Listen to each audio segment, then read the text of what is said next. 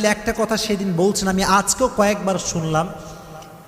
উনি ওনার ভাষায় বলছিলেন যে জবান কা এক मीठा बोल दुनिया की हर हर शहर से भी ज्यादा मीठा होता है और जबान का एक कड़वा बोल 7 समंदर की कड़वाहट से भी ज्यादा कड़वाहट होती है।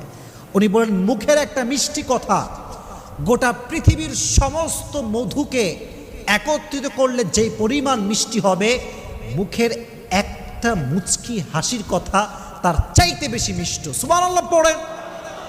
আর মুখের একটা তিতা কথা গোটা বিশ্বের 7 সমুদ্রকে এক করলে যে পরিমাণ তিতা হবে, নোনা হবে, তার চাইতে মুখের একটা তিতা কথা আরো বেশি তিতা।